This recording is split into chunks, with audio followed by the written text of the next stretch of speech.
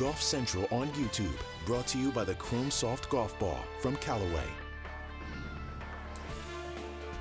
Give you a look at the leaderboard. Day one of the Wells Fargo Championship. Rich Lerner with you. Tommy Fleetwood won 6 times on the DP World Tour, but never on the PGA Tour. 22 top 10 finishes going back some 5-6 years. Kevin Streelman at the age of 44. That's a good start for Streelman. Let's hear now from some of the front runners. Oh, you have to play well around the course. Look, it has its chances, and the more you look at it, the more you talk about it. You obviously have the par 5s and a couple of shortish par 4s, which equally, you can easily make bogeys on any of those holes, and I think that's what makes it such a tough course at times, because the scoreball holes can actually still kick you. But you have days like today, and there are plenty of players that shoot great rounds and love it around here. It's such a beautiful golf course, and it is. It's a pleasure to play. It really, really is. But you just have to play well, and that's all there is to it. I enjoyed the challenge. I loved, playing today and having a score going and playing like that. So, I'm looking forward to whatever the week holds. But it's always, it is a great course to come and play. But it can just beat you up at times. And today, it was my turn. Just a good body of work. 5 under par on this golf course is something I think any pro would take any day. What do you feel like you did well today? I mean, I really had it going there. Ball was on a string for a bit. Did everything really well. It's just a championship-style golf course, so played really well through 15 holes, and then had a little hiccup there coming in. So it is what it is. Those aren't tough holes coming in anyway, so now the rest of the field's not going to get beat up a couple times by them. Yeah, I had a big enough head start on the course that I figured giving it some back wouldn't hurt me too much. When you look at the way you played, really the last few weeks, I don't think you finished outside the top 10 in 4 or 5 events. Is it easier to stay patient, or is it harder to stay patient as you inch closer to it?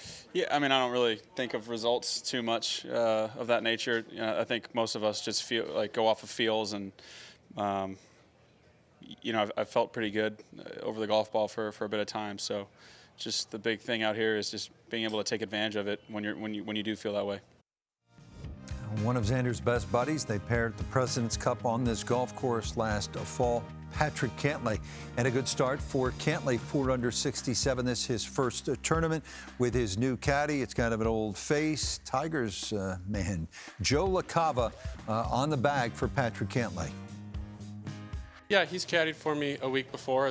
He filled in a week for me a couple years ago, and so we've known each other a few years now, and he's a pro, and I've been doing it a little while now, so it's pretty easy transition. What made you think to ask him to come out and work for you?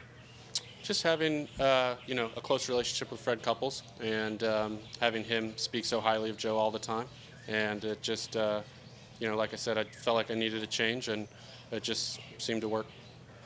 Do you want a pep talk at all from a caddy if things are going bad, or do you prefer that they keep to themselves, or I'm sure he has to learn what you are comfortable with, and that might not always be easy. Yeah, I think it depends. Sometimes I can be, sometimes I can get very inconsolable, and there's nothing that anybody can say. But the right thing, the right comment at the right time can sometimes turn around or get you back on track. What's one thing Freddie said to you about Joe that made you think, yeah, this is the right guy for me? Fred just spoke so highly of him, not just as a caddy, but just as a friend, and that he's just a great dude. And so, I trust Fred a lot. He's a good friend of mine, and I've gotten pretty close to him over the years. So when he says something like that, I know he keeps a tight circle. He means it. Now to Kevin Streelman. 5 under 66 for Streelman. Really struggled in the last year or so, but this just what he needed. He's a 173 in the official world golf ranking. With more, here's Todd Lewis. Well, Rich, Kevin Streelman has struggled this season. His best finish, a tie for 20th at the Shriners in Las Vegas last fall. He's missed 5 cuts in 2023. And yes, he has worked on his craft, trying to improve. But more importantly to Kevin, he's developed a perspective that isn't focused on shooting the lowest score. It's crazy. I think it's 16th year out here, and 20-some as a pro, and slowly things start popping up. I got like a neck thing bothering me, and trying to figure out my golf swing, how to alleviate that a little bit. You know, I'd say normal 44-year-old kind of stuff, and missing my family at home a lot too. So, you know, just trying to set my priorities straight and treasure and prioritize my time out here and be really mindful of my time and while I'm away from my home, but then when I'm home with my family, trying to be really present with them. How does that help you with maybe some frustrations with your golf game? It's always frustrating. Gosh, you know, there's always, even after a round like today, I still can think of something that's bothersome, which is why we love this game so much.